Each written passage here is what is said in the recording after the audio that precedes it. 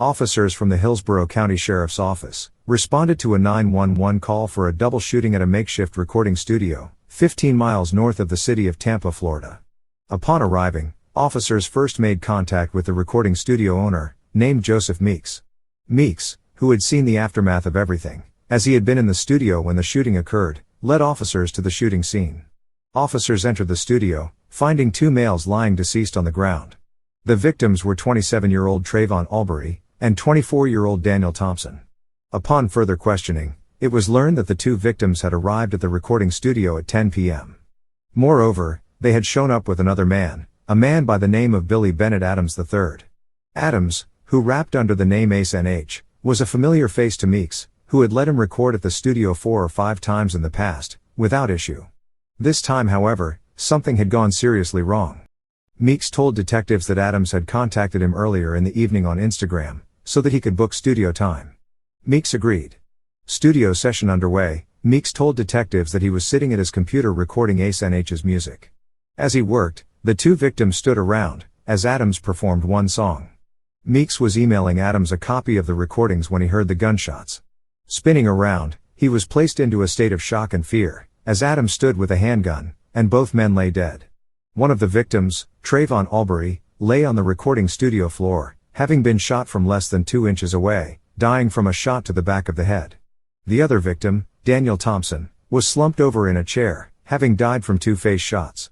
Meeks got up to flee, as Adams gave a reasoning behind the shooting, telling Meeks that the men were going to rob him.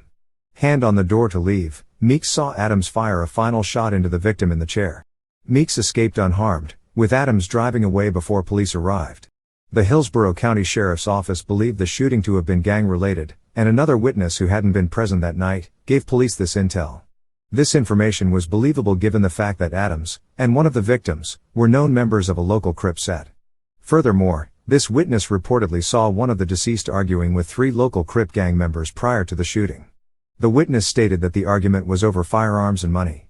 Upon being shown the Instagram page of Adams, the witness identified him as having been involved in the feud that stemmed from this initial argument. This feud now involved both of the deceased victims, and members of the gang set. The lead detective later said that the shooting appeared to have been retaliation because of this feud, with Adams deliberately targeting the 2 victims. Evidence for this also came in the form of cell phone records, and posts on social media. Detectives dug deeper into Adams, trying to understand who he was, and how he came to become a suspect in a double murder. Billy Bennett Adams III was originally from Virginia, but was living with his parents in a suburban community called New Tampa. Adams had a day job doing sales, but moonlighted as a Tampa rapper, having been known to have performed at local venues since 2017. Detectives learned that he had released 5 albums, and was even studying at the University of South Florida, working toward getting his bachelor's degree in both science and business. Moreover, he had even performed at an open mic night at his university. According to his father, Adams was then going to join the military. These details were very puzzling to detectives, given the persona that they saw him put out on social media, and in his music videos. Adams reflected a new breed of gang member, someone who lived a regular middle-class existence by day, and by night, turned into a Crip gang member, who hung out with people who brandished firearms in music videos. He gave the impression of an all-around street guy. What was going on, and why was this privileged man acting this way? Adams was arrested, and faced 2 counts of premeditated first-degree murder with a firearm, along with 1 count of armed burglary of a structure. He was transported to the Orient Road Jail in Tampa to await his trial date. In order to beat the case, he knew that he'd have to take the self-defense route, with Florida's stand-your-ground laws being in his favor, since he claimed to have been in fear for his life. Despite Adams' defense perspective, the scene contradicted his self-defense standpoint.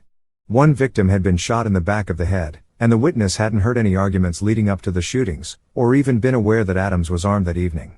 Adams wasn't stupid, and he knew the consequence and reality of the situation. Should he be found guilty, he would be doing life in the Florida Department of Corrections. The judge in Adams' case granted him bond. This allowed Adams to return to live at his parents' house instead of residing in jail up until his trial. On house arrest, Adams received death threats via text messaging, but for whatever reason, the judge granted him permission to travel to a studio in order to record music. Hopefully, it wasn't the same studio in which he'd gunned down 2 men the year before. But, at this point, it wouldn't surprise me. There's no telling what message this sent to the rapper, and it probably boosted his confidence and invincibility complex. He was out on bond for double murder, and was probably feeling untouchable. Adams returned to court for his double murder trial. Adams took the stand, telling the jury that he had heard the two victims conspiring to rob the studio owner, Mr. Meeks. He continued by saying that he witnessed Albury aim a gun toward the head of Mr. Meeks, as Meeks emailed him his copy of his music recordings. In a heroic act, Adams shot the would-be robber in the back of the head. He then shot Thompson when he tried to reach for his gun. As mentioned, the forensic and ballistic evidence didn't match his story, but the jury were becoming skeptical of the prosecution, and Adams must have sounded convincing. After a week of listening to the case evidence, the jury deliberated, coming back with an acquittal verdict. Ace NH was now in the clear, and was released from jail shortly thereafter. He had just beaten a double murder case, but wouldn't be on the streets for long. A fateful decision would cost the life of Alana Sims. The 22-year-old was seeing the rapper, and didn't seem fazed by his two sides, or the fact that he was a double murderer. She agreed to meet up with him, with Adams pretending that he was going to be celebrating his acquittal with her. Allegedly, what Sims didn't realize was that Adams was eager to have her out of the picture. She had revealed to him that she was pregnant, with his baby, and he'd voiced his dismissal of the unborn child being his. Having already had a child with another man, Sims was currently 5 months pregnant, and was going to have the baby.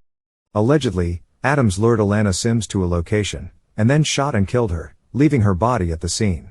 Her young son would be found unharmed in the vehicle that she'd driven over to meet him with, which shows that she never anticipated what was to come. In short succession, Adams would be arrested once again, attempting to fool investigators with a fake alibi, and yet another self-defense claim. At this time, he is not convicted of the murder of Alana or her unborn child, but hopefully he won't be acquitted on this case. The evidence against him involves Apple iMessages between him and another woman. The day prior to Sims' murder, Adams sent a message saying, "Tomorrow this is done." He had also searched up maps of the area where Sims was murdered.